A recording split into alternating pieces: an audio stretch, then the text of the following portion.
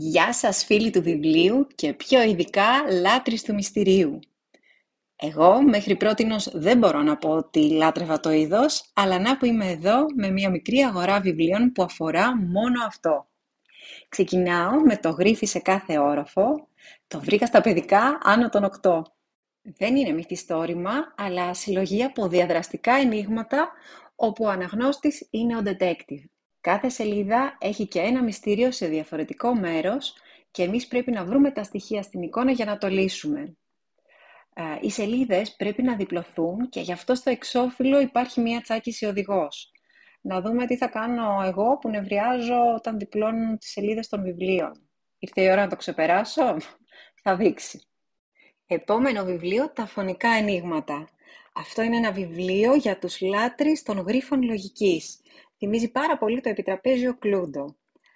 Όπως σας είπα και στην προηγούμενη ανάρτησή μου, που σας εξηγούσα γιατί κόλλησα με το είδος του μυστηρίου και σας περιέγραφα αυτό το βιβλίο, πρόκειται λοιπόν για φωνικά ενίγματα σε μορφή puzzle.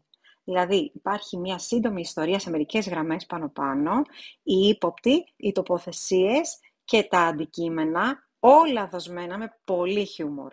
Και ψάχνεις να βρεις ποιος με τι, έτσι ώστε να εξιχνιαστεί ο φόνος. Αυτό για να γίνει εφαρμόζεις μια επαγωγική μέθοδο και η δυσκολία των γρίφων κλιμακώνεται με το πέρας των ιστοριών. Οπότε γυρίζεις τη σελίδα πάρα πολύ εύκολα και ήδη μετράω ώρες. Το πιστεύεις ότι δεν το έχω διαβάσει? Κώδικας Da Vinci.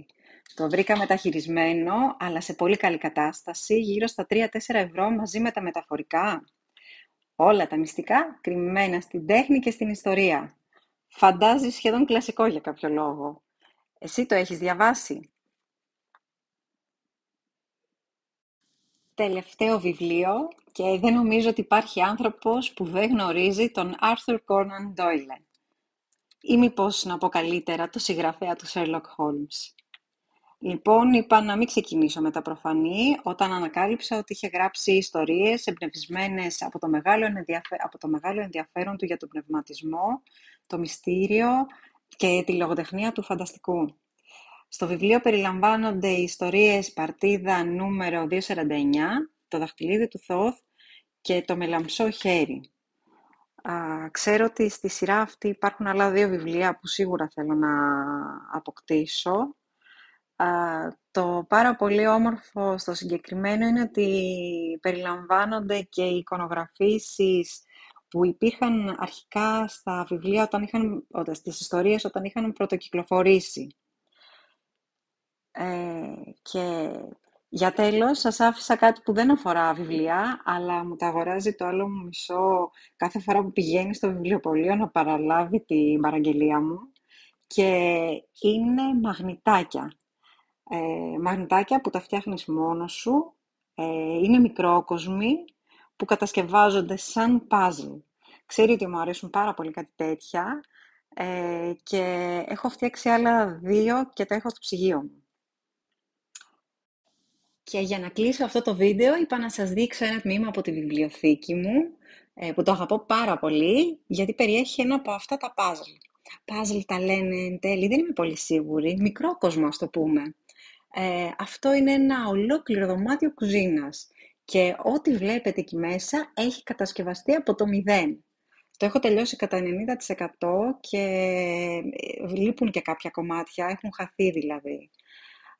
Αυτό είναι ένα puzzle της Roll Life, νομίζω λέγεται η εταιρεία, και έχω μάλιστα άλλα 2 τέτοιου τύπου puzzle κλειστά. Παίρνει εβδομάδες, αν όχι μήνες, για να το φτιάξεις, αν δηλαδή το πάσεις με το πάσο σου.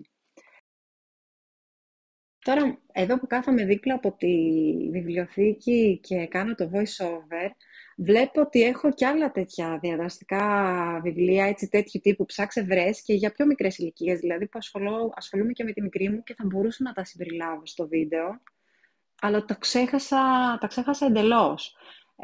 Ίσως αυτό είναι κιόλας μια ευκαιρία για ένα νέο βίντεο. Λοιπόν, να μην μακρηγορώ, τα λέμε την επόμενη φορά. Γεια!